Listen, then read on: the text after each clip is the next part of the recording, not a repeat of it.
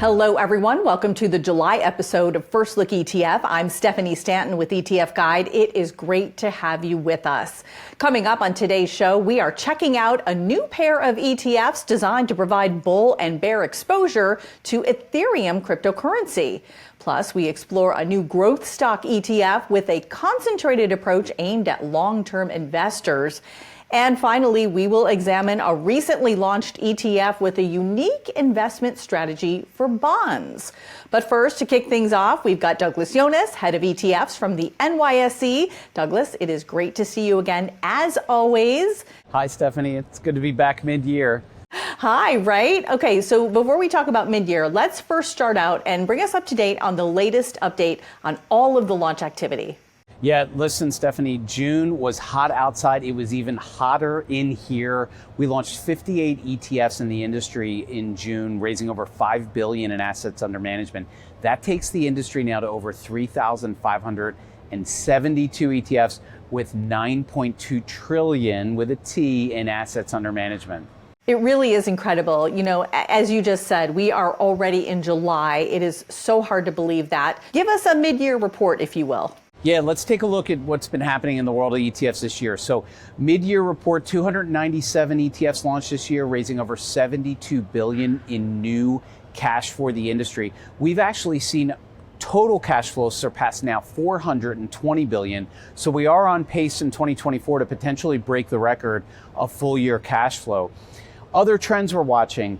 Look, the approval of spot Bitcoin ETFs earlier this year, that has really paved the way for potentially the second largest cryptocurrency, Ethereum, to come out with its own spot Bitcoin ETFs. Now, those who have been tracking this know for a while, ProShares and others, they've had futures-based Ethereum ETFs, but we're looking at the potential for a spot Bitcoin ETF maybe as early as late July. So we'll see what happens.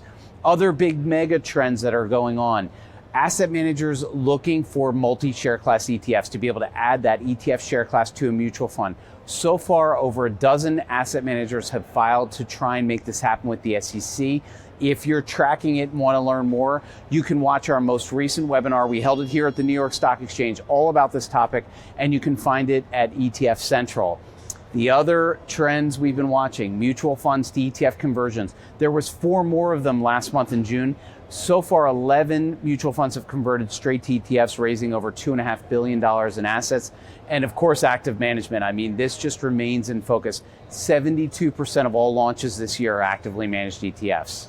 Yeah, you mentioned those conversions. I was going to ask you about that. You know, we're still seeing that trend continue. And you also mentioned Ethereum, which we're going to talk about a little bit later on in our show here as well. Yeah, it's an exciting time. I mean, those who are watching the ETF industry, the growth is there.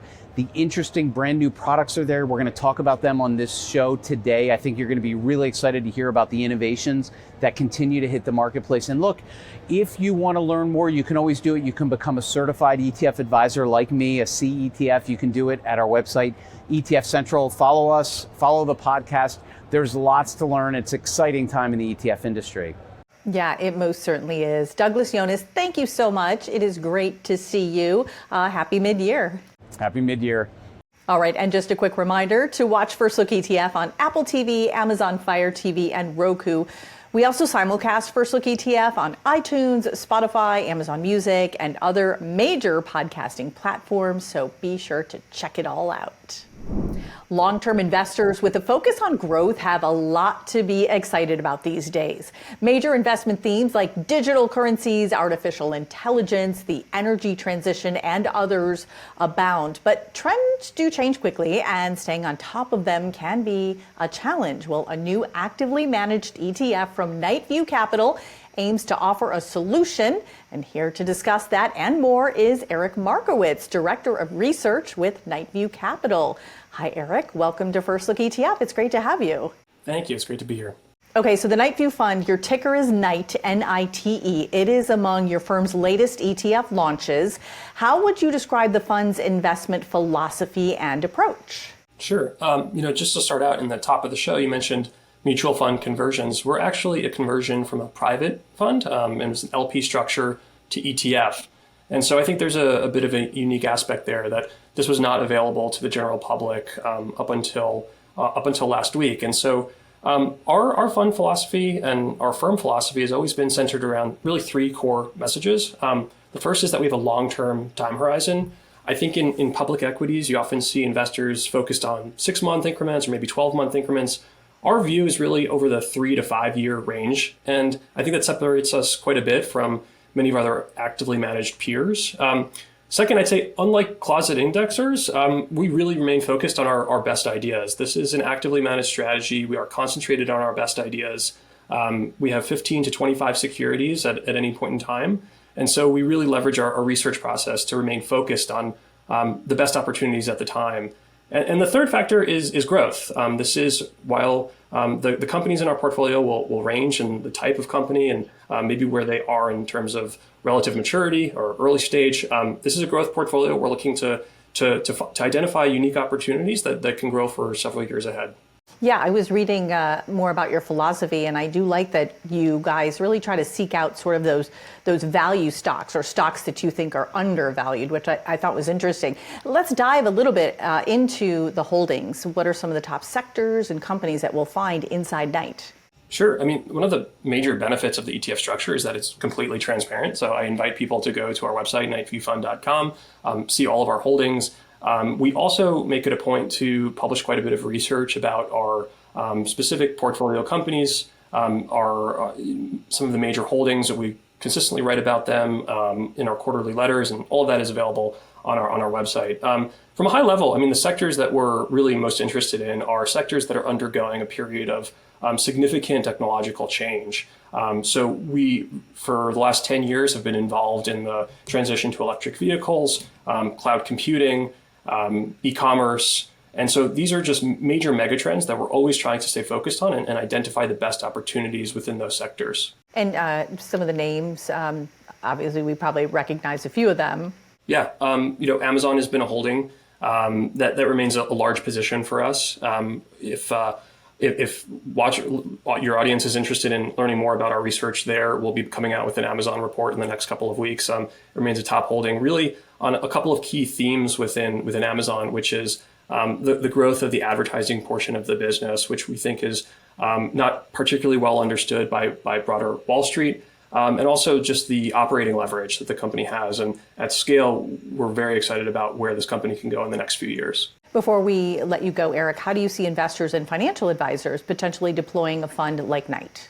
Yeah, I think this is a great product for an RIA, a financial investor, a financial advisor, rather, an individual investor that's looking for a more active stock picking strategy within their portfolio. Like I said, we remain pretty concentrated on our best ideas, 15 to 25 positions.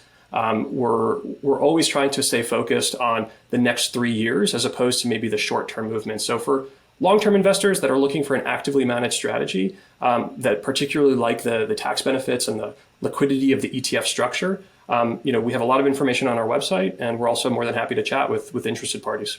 All right, Eric Markowitz, thank you so much for joining us here on First Look ETF. It is great to have you. Thank you, Stephanie. Radical changes in interest rates has upended the bond market, and some advisors and investors are looking for a more disciplined approach to help navigate yield, duration, and credit risk. Well, here to introduce their new bond ETF with a hands-on approach is Steve Cook, head of ETFs with Harbor Capital. Hi, Steve. It's great to see you. Hello, Stephanie. It's great to be here. Thanks for having me. Sure. So before we talk about the Harbor Disciplined Bond ETF, and your ticker there is AGGS, AGS, there have been so many big changes to the bond market over the past year or so. Can you give us an update? Sure. From an asset allocation perspective, it's probably one of the best fixed income markets in decades. Yields remain high, offering investors a margin of safety. Inflation is receding a bit, creating opportunity for price appreciation. And, finally, from a global perspective, U.S. yields are competitive with far riskier markets, which provides a nice tailwind to the fixed income market, presenting a situation where investors don't really have to reach for yields when you have AAA rated bonds yielding above 5%. Couple that with the prospects for great alpha generation. Credit spreads are near record tight.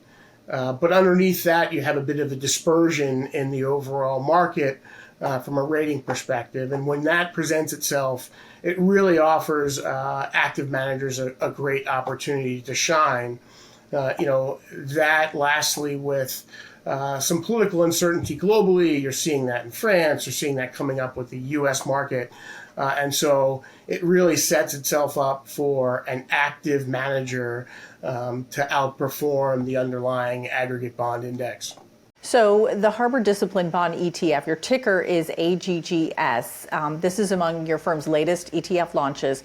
Tell us a little bit more about the fund's investment strategy and some of the holdings. Sure. So we've partnered with sub-advisor Income Research and Management on this particular product, IRNM for short. IRNM has over a 30-year of experience specifically in fixed income. That's all they do.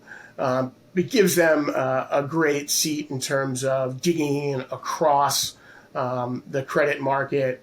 They understand deeply all of the areas of fixed income and can bring that to bear on the AGS ETF. Currently, they're tilted towards mortgages. The exposure there is approximately 40%.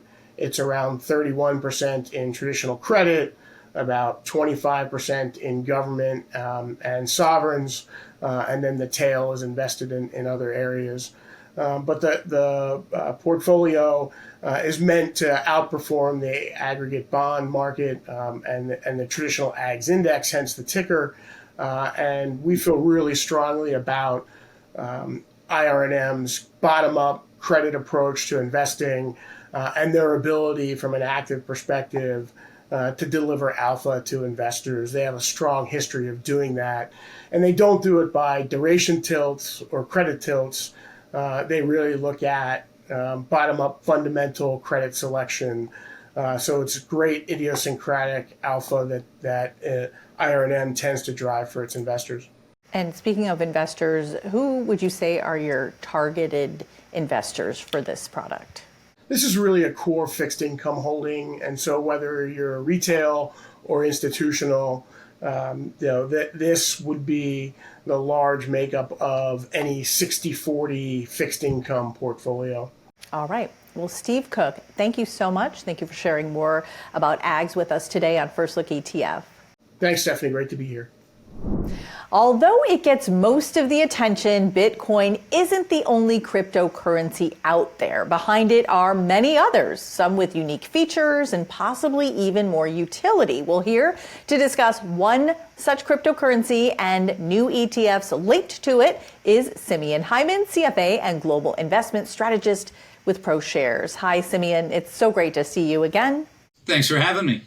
So ProShares' newest ETFs are the ProShares Ultra and Ultra Short Ether ETFs, and those tickers are ETHT and ETHD. So starting with these two, what can you tell us about them and the recent launch from ProShares? Sure. We're super happy to bring these to market. Ticker ATHT is the ProShares Ultra Ether ETF, and ETHD, as in David, is the ProShares Ultra Short Ether ETF. And these two funds, they're our latest launches in our growing suite of crypto-linked ETFs. And we're actually the largest crypto provider in the U.S. by number of listings.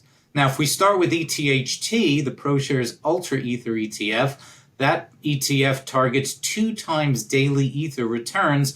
And an investor gets the opportunity to target that 2x exposure with less cash. You avoid the significant cost and fees that are typically required to leverage Ether, and you can magnify the returns when the daily price of Ether rises.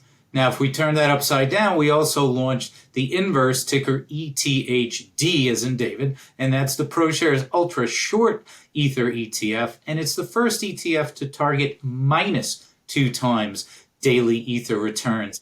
And investors get the opportunity to profit when the daily price of Ether declines, and also you get to avoid the cost and fees that are typically required to short Ether.